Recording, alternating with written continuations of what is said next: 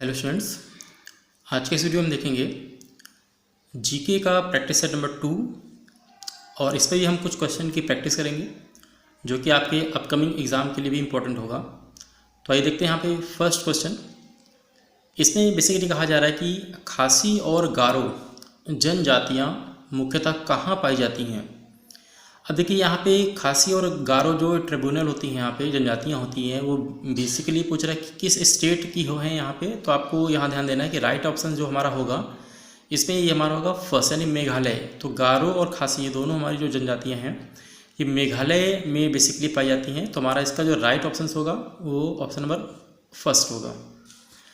इसका हम question number 2 देखेंगे। यहाँ पे कह रहा है कि भारत की जनसंख्या में ऋणात्मक वृद्धि किस दशक में दर्ज की गई थी। अब देखिए ये आपको पता है कि इंडिया में हर 10 साल के बाद जनगणना होती है जो कि 2021 में भी होने वाली है अभी।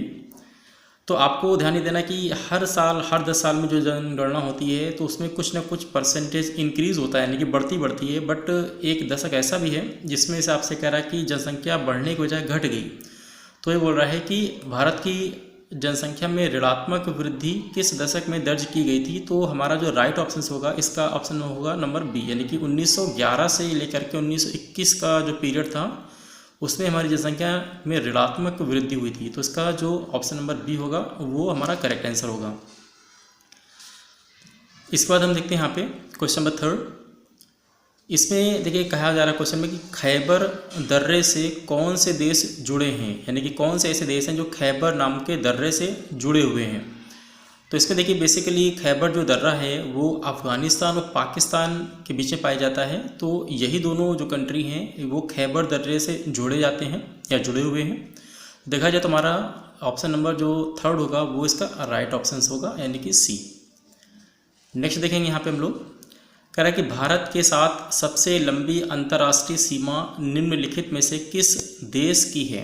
अब आपको मालूम है कि हमारा जो भारत है इसकी जो अंतर्राष्ट्रीय सीमा है कई देशों से है, जैसे कि पाकिस्तान, अफ़गानिस्तान, चाइना है, ठीक है, उसका नेपाल है, भूटान है, म्यांमार है और बांग्लादेश है और साउथ में श्रीलंका है। तो इस तरीके से जो कह रहा है कि सबसे लंबी अंतर्राष्ट्रीय सीमा कह रहा है किस देश के साथ लागू होती है, वो आपको ध्यान देना कि बांग्लादेश एक ऐसा कंट्री है जिसकी जो सबसे बड़ी सीमा है अंतर्राष्ट्रीय सीमा वो भारत के साथ लगी है। तो हमारा इसका जो राइट ऑप्शन होगा वो होगा ऑप्शन नंबर ए। इसको देखिए क्वेश्चन में हम नेक्स्ट देखेंगे। कह रहा है कि संसार का सबसे बड़ा द्वीप ग्रीनलैंड है।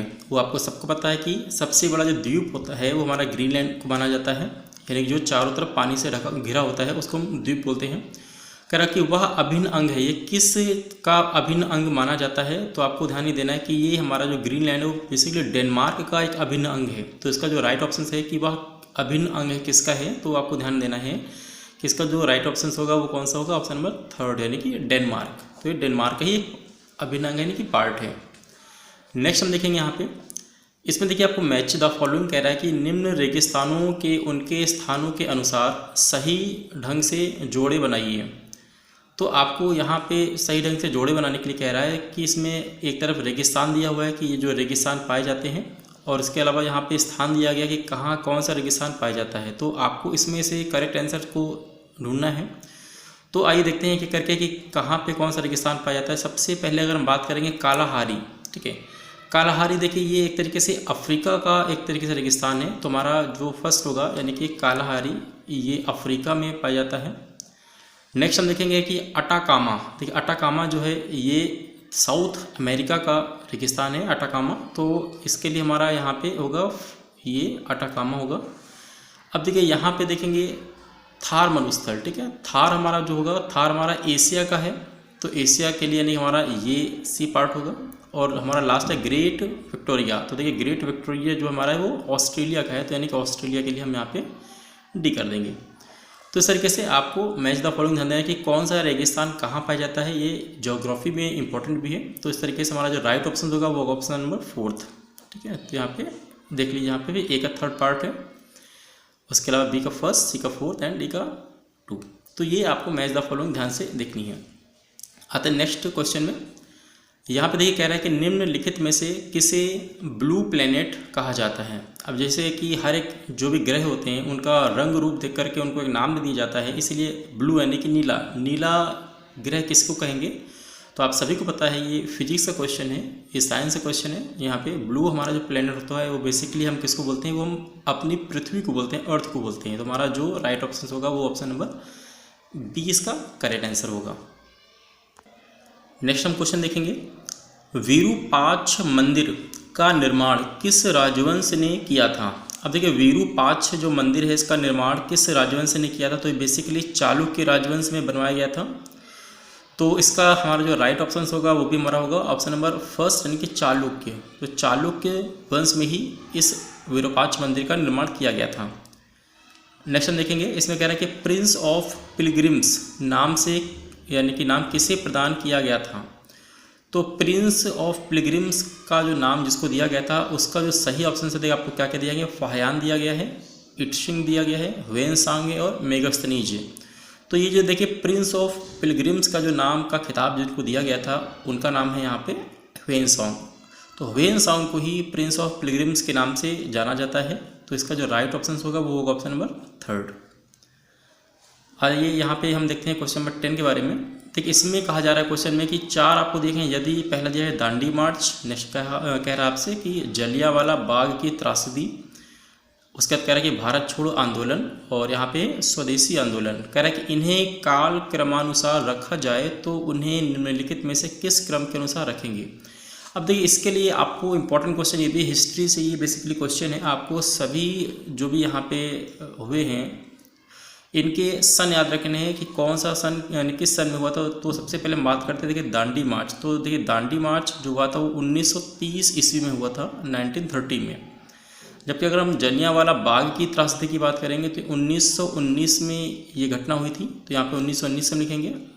उसी तरीके से हम बात करेंगे भारत छोड़ो आंदोलन की, तो देखिए ये हुआ था 1942 में, 1942 में।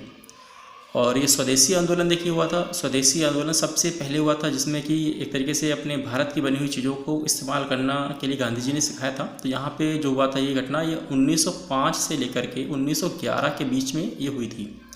तो इस तरीके से अगर हमको सभी के सन याद रहेंगे तो हमको चीज़ें काफ़ी आसान हो जाएंगी और हम आराम से चीज़ों के बारे में बता सकते हैं कि कैसे हम इनको अरेंज करें कि सबसे पहले देखिए कौन हुआ था। तो आप बता सकते हैं यहाँ पे कि सबसे पहले कौन हुआ था। देखिए स्वदेशी आंदोलन, यानी कि स्वदेशी आंदोलन का सबसे पहले रखा जाएगा यानी 4, यानी कि इन दोनों में ऑप्शन में राइट होगा। उसका सेकंड नंबर पे कौन आता है? देखिए सेकंड ऑप्शन में आपको आएगा ये जलियांवाला बाग यानी कि 2।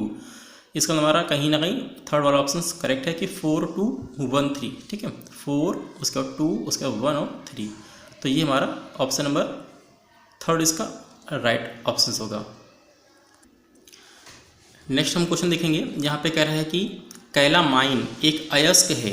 अब देखिए ये केमिस्ट्री का क्वेश्चन है कि यहाँ पे कैलामाइन एक तरीके से किसका अयस्क माना जाता है। तो यहाँ पे हम देखेंगे कि कैलामाइन का जो यानी जिसका अयस्क वो है हमारा जिंक। जिंक के अयस्क को ही हम क्या बोलते हैं? कैलामाइन। तो इसका हमारा जो राइट ऑप्शन होगा वो होगा ऑप्शन नंबर बी। आइए नेक्स्ट हम क्वेश्चन देखेंगे।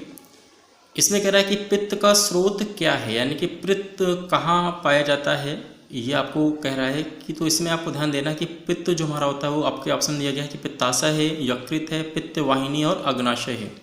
तो जो पित्त का स्रोत है वो बेसिकली हमारा होता है यकृत। ठीक है, यकृत में हमारा पित्त होता है। तो यानी कि आप कह सकते हैं यकृत इसका राइट ऑप्शन होगा। नेक्स्ट हम देखेंगे यहाँ पे क्वेश्चन नंबर 13 कह रहा है कि जब लोहे में जंग लगता है तो उसका भार। तो आपने देखा होगा कि अगर लोहे को खुला छोड़ दें तो उसमें नमी की वजह से जंग लग जाती है। तो कह रहा है कि जंग की वजह से उसका जो वेट होता है, भार होता है, उसका क्या होता है। तो यहाँ पे ध्यान देना है कि उसका भार हमेशा बढ़ता है। तो इस तरीके से हमारा यहाँ पे ऑप्शन नंबर ए करेक्ट होगा कि इसका भार जो होगा लोहे का वो बढ़ेगा। नेक्स्ट देखिए क्वेश्चन नंबर 14 कह रहा है कि बेल किसकी इकाई है।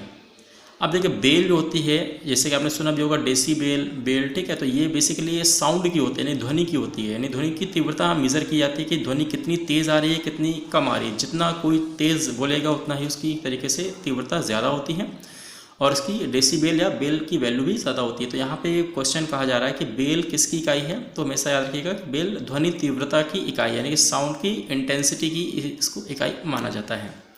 तो हमारा ऑप्शन नंबर ए इसका करेक्ट आंसर होगा। नेक्स्ट हम यहाँ पे बात करेंगे। तो देखिए कह रहा है कि आज तक ज्ञात सभी प्राकृतिक पदार्थों में सर्वाधिक कड़ा पदार्थ क्या है। तो देखिए प्राकृतिक पदार्थ होते हैं जिनको हम बनाते नहीं बल्कि ऑलरेडी हमको वो ज़मीन से मिलते हैं या कह सकते हैं कि प्रकृति से में प्राप्त होते हैं। उन सभी पदार्थों को हम प्राकृतिक पदार्थ कहेंगे। और यहाँ पे पूछा जा रहा है कि आज तक के जितने प्राकृतिक पदार्थ हैं उन सभी ज्ञात प्राकृतिक पदार्थों में सबसे हार्ड कौन है, यानी जो सबसे टाइट होता है। तो ऑप्शन हमको यहाँ पे दिया गया कि कांच, लोहा, हीरा और लकड़ी। तो देखिए जो इसका राइट ऑप्शन होगा वो हमारा होगा थर्ड, यानी कि हीरा। हीरा यानी कि डायमंड। डायमंड सबसे ज़्यादा कठोर माना जाता है, ठीक है। इसका अपवर्तनांक भी सबसे ज़्यादा होता है, तो इसलिए आपको ध्यान देना कि सबसे ज़्यादा जो कड़ा होता है, कठोर होता है, क्रिस्टल होता है, वो हमारा हीरा को माना जाता है। तो इस तरीके से आज के हमने इस प्रैक्टिस सेट में कुछ क्वेश्चन की प्रैक्टिस किया। तो आप प्लीज़ कमेंट बॉक्स में कमेंट करके बता सकते हैं कि इन 15 क्वेश्चन में से आपको कितने क्वेश्चंस आते थे या कितने क्वेश्चंस आप अपने मन से सही कर सकते थे। और अगर आपको जो क्वेश्चन नहीं आते थे तो आई थिंक आप इस वीडियो से वो क्वेश्चन को भी सीखे होंगे, उनके बारे में भी आपने जाना होगा। तो इसी तरीके से मिलते हैं नेक्स्ट एक और प्रैक्टिस सेट के साथ। तब तक के लिए बहुत बहुत थैंक यू।